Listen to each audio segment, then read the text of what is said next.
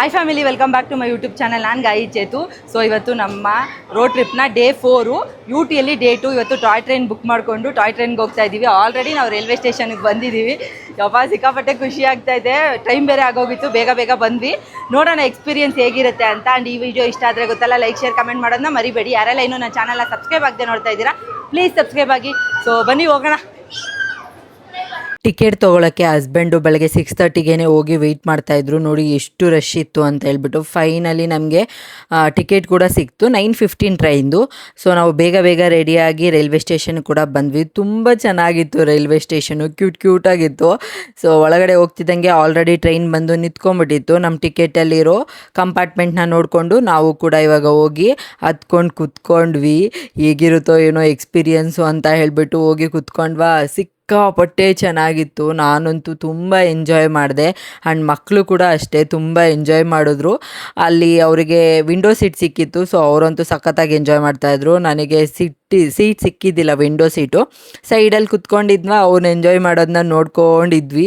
ಎಲ್ಲ ಮಕ್ಕಳು ಒಂದೇ ಸಲ ಟಾಯ್ ಟ್ರೈನಲ್ಲಿ ಕಿರ್ಚಕ್ಕೆ ಸ್ಟಾರ್ಟ್ ಮಾಡಿದ್ರು. ಅದಂತೂ ಮಸ್ತ್ ಇತ್ತು ಅಂತಲೇ ಹೇಳ್ಬೋದು. ನಾವೇನು ಟ್ರೈನಲ್ಲಿ ಹೋಗ್ತಾ ಇದ್ದೀವ ಇಲ್ಲ ಯಾವುದಾದ್ರೂ ಸಫಾರಿ ಹೋಗ್ತಾ ಇದ್ದೀವ ಅಂತ ನಮಗೆ ಫೀಲ್ ಆಗ್ತಾಯಿತ್ತು.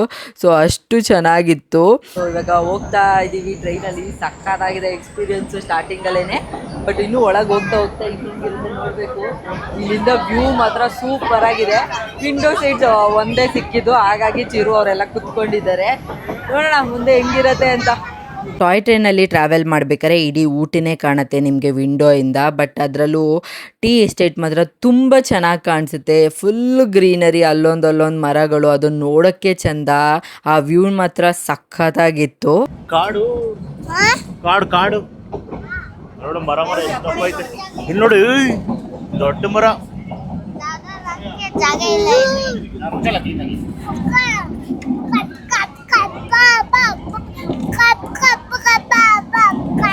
ಅಲ್ಲಮ್ಮ ಸೂಪರ್ ಅಲ್ಲ ಗುಡ. ಮಧ್ಯದಲ್ಲಿ ಸ್ಟಾಪ್ ಕೂಡ ಕೊಡ್ತಾರೆ. ಫಸ್ಟ್ ಸ್ಟಾಪ್ ಬರೋದು ಲೌಡೇಲೆ ಅಂತ. ನಾವು ಊಟಿಗೆ ಹೋಗೋಕ್ಕಿಂತ ಮುಂಚೆ ಇನ್ಸ್ಟಾಗ್ರಾಮಲ್ಲಿ ತುಂಬ ರೀಲ್ಸ್ನ ನೋಡಿದ್ವಿ. ತುಂಬ ಸಿನಿಮ್ಯಾಟಿಕ್ ಆಗಿ ಎಲ್ಲ ತೋರಿಸಿದ್ರು, ಸಕ್ಕತ್ತಾಗಿರುತ್ತೆ ಹಾಗೆ ಹೀಗೆ ಅಂತ ಹೇಳ್ಬಿಟ್ಟು. ಮೇ ಬಿ ಮಳೆಗಾಲದಲ್ಲಿ ಆ ಥರ ಇರ್ಬೋದೇನೋ. ನಾವು ಹೋದಾಗ ಆ ಥರ ಎಲ್ಲ ಏನೂ ಸಿನಿಮ್ಯಾಟಿಕ್ ಆಗಿರಲಿಲ್ಲ, ಎಡಿಟ್ ಮಾಡಿ ಹಾಕಿರ್ತಾರೆ. ಬಟ್ ವ್ಯೂ ಮಾತ್ರ ತುಂಬ ಚೆನ್ನಾಗಿತ್ತು. ಎಕ್ಸ್ಪೀರಿಯನ್ಸು ಅಷ್ಟೇ ಸಕ್ಕತ್ತಾಗಿತ್ತು. ಆ ಮಧ್ಯದಲ್ಲಿ ಹೋಗೋದು ಏನೋ ಒಂಥರ ಚೆನ್ನಾಗಿತ್ತು. ಬಟ್ ಎಕ್ಸ್ಪೀರಿಯನ್ಸ್ ಮಾಡಿದವ್ರಿಗೆ ಮಾತ್ರ ಗೊತ್ತಿರುತ್ತೆ.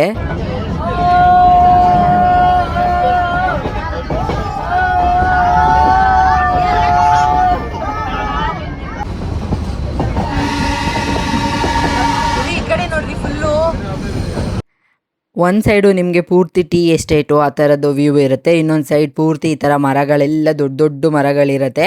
ಅಂದರೆ ಅದ್ರ ಮಧ್ಯ ಟ್ರೈನ್ ಹೋಗ್ತಾ ಇರ್ಬೇಕಾದ್ರೆ ಆ ಟ್ರೈನ್ ಸೌಂಡಿಗೂ ತಣ್ಣಗೆ ಬೀಸ್ತಿರೋ ಗಾಳಿಗಂತೂ ಎಕ್ಸ್ಪೀರಿಯನ್ಸ್ ತುಂಬ ಚೆನ್ನಾಗಿತ್ತು. ನನಗೆ ವಿಂಡೋ ಸೀಟ್ ಸಿಕ್ಕಿಲ್ಲ ಅಂತ ಹೇಳ್ಬಿಟ್ಟು ಫ್ರಂಟಲ್ಲಿ ಒಂದು ಖಾಲಿ ಇತ್ತು, ಅಲ್ಲಿ ಹೋಗ್ಬಿಟ್ಟು ನಾನು ಎಂಜಾಯ್ ಮಾಡ್ತಾ ಇದ್ದೆ. ಸೊ ಹಾಗೆ ಪಕ್ಕದಲ್ಲಿ ಇನ್ನೊಂದು ಟಾಯ್ ಟ್ರೈನ್ ಕೂಡ ಹೋಗ್ತಾ ಇತ್ತು, ಅದು ಕೂಡ ತುಂಬ ಚೆನ್ನಾಗಿತ್ತು. ಸೊ ಅದನ್ನು ನೋಡಿಕೊಂಡು ಬಾಯ್ ಮಾಡ್ಕೊಂಡು ಎಂಜಾಯ್ ಮಾಡ್ತಾಯಿದ್ವಿ. ಮಕ್ಕಳನ್ನೆಲ್ಲ ಕರ್ಕೊಂಡು ಹೋದರೆ ತುಂಬ ಚೆನ್ನಾಗಿ ಎಂಜಾಯ್ ಮಾಡ್ತಾರೆ. ಬಿಕಾಸ್ ಟ್ರೈನಲ್ಲಿ ಅಷ್ಟು ಜನ ಮಕ್ಕಳು ಎಷ್ಟು ಸಖತ್ತಾಗಿ ಎಂಜಾಯ್ ಮಾಡ್ತಾಯಿದ್ರು ಗೊತ್ತಾ. ಅದಾದಮೇಲೆ ನನ್ನ ಸಬ್ಸ್ಕ್ರೈಬರ್ ಫಾಲೋವರ್ಸ್ ಕೂಡ ಸಿಕ್ಕಿದ್ರು. ನೋಡಿ ಎಲ್ಲರೂ ಆಯ್ ಮಾಡ್ತಾ ಇದ್ದಾರೆ. ಅವರು ಕೂಡ ಹೆಬ್ಬಾಳ ಅಂತೆ. ಸೊ ಅವರು ಕೂಡ ಬೆಂಗಳೂರಿಂದ ಬಂದಿದ್ದಾರೆ ಊಟಿಗೆ ಸಮ್ಮರ್ ವೆಕೇಷನ್ಗೆ ಅಂತ ಹೇಳ್ಬಿಟ್ಟು. ಅವರು ಕಂಡಿಡಿದ್ಬಿಟ್ಟು ಅಲ್ಲಿ ಕೂಡ ಮಾತಾಡ್ಸಿದ್ರು. ಸಿಕ್ಕಾಪಟ್ಟೆ ಖುಷಿ ಆಯಿತು. ಆ್ಯಂಡ್ ಫೈನಲಿ ನಾವು ಕುನ್ನೂರು ಕೂಡ ರೀಚ್ ಆದ್ವಿ.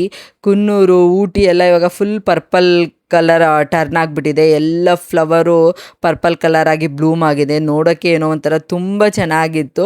ಸೊ ಫೈನಲಿ ಕುನ್ನೂರು ರೈಲ್ವೆ ಸ್ಟೇಷನಲ್ಲಿ ಇಳಿದು ಪಕ್ಕದಲ್ಲೇ ನಿಮಗೆ ಈ ಥರದ್ದೊಂದು ಟಾಯ್ ಟ್ರೈನ್ನ ಸುಮ್ಮನೆ ಫೋಟೋಸ್ಗೆಲ್ಲ ಹಿಡಿಯೋಕ್ಕೆ ಅಂತ ಹೇಳ್ಬಿಟ್ಟು ನಿಲ್ಲಿಸಿರ್ತಾರೆ. ಅಲ್ಲಿ ಹೋಗಿ ಸ್ವಲ್ಪ ಫೋಟೋಸ್ ಎಲ್ಲ ತೊಗೊಂಡು, ಹಳ್ಳೆ ಪಕ್ಕದಲ್ಲಿ ಒಂದು ಹಳಿ ಎಲ್ಲ ಇತ್ತು, ರೈಲ್ವೆ ಹಳಿ, ಅಲ್ಲೂ ಕೂಡ ವೀಡಿಯೋಸ್ ಎಲ್ಲ ಮಾಡಿಕೊಂಡು ನೆಕ್ಸ್ಟು ನಾವು ಅಲ್ಲಿ ಕುನ್ನೂರಲ್ಲಿ ಪ್ಲೇಸಸ್ನೆಲ್ಲ ಕವರ್ ಮಾಡೋಣ ಅಂತ ಹೇಳ್ಬಿಟ್ಟು. ರೈಲ್ವೆ ಸ್ಟೇಷನಲ್ಲಿ ನಿಮಗೆ ಕ್ಯಾಬು, ಆಟೋ ಆ ಥರ ತುಂಬ ಫೆಸಿಲಿಟೀಸ್ ಎಲ್ಲ ಇರುತ್ತೆ. ನಿಮಗೆ ಯಾವ್ದು ಕನ್ವೀನಿಯೆಂಟ್ ಇರುತ್ತೋ ಅದರಲ್ಲಿ ಮಾತಾಡಿಕೊಂಡು ಹೋಗ್ಬೋದು. ನಾವು ಆಟೋ ತೊಗೊಂಡಿದ್ವಿ.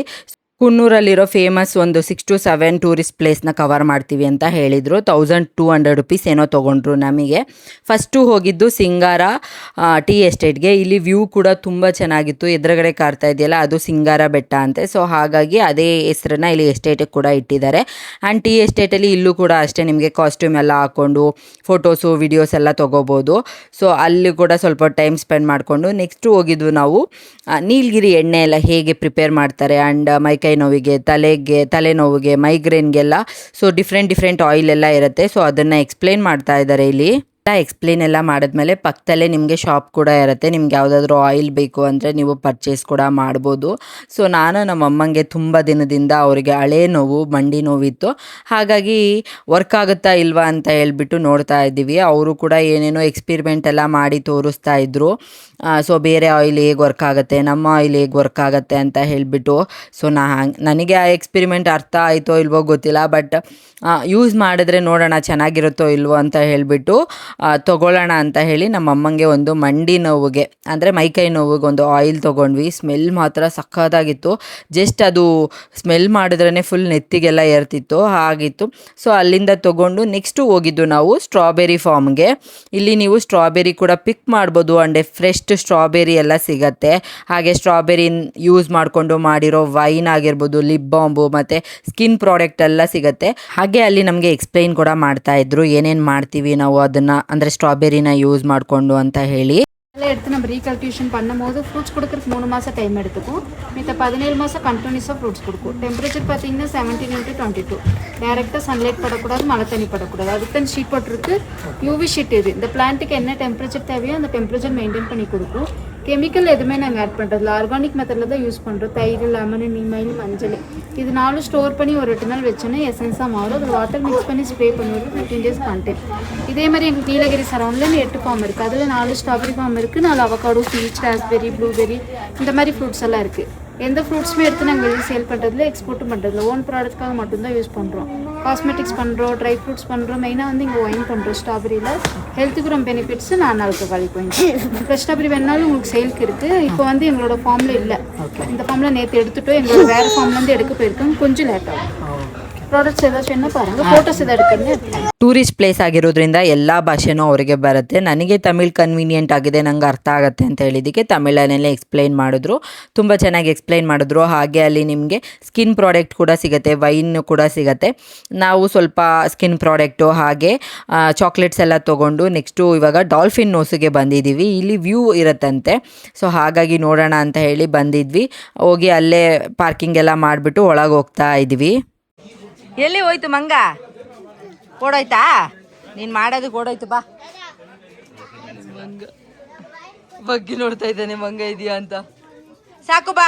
ಇಲ್ಲಿ ಕೂಡ ಟಿಕೆಟ್ ತೊಗೋಬೇಕು. ದೊಡ್ಡವರಿಗೆ 40 ರುಪೀಸ್, ಮಕ್ಕಳಿಗೆಲ್ಲ 20 ರೂಪಾಯಿ ಅಂತ ಹೇಳಿದ್ರು. ಸೊ ನಾವು 2 ಟಿಕೆಟ್ ತೊಗೊಂಡು ಇವಾಗ ಒಳಗಡೆ ಬಂದ್ವಿ.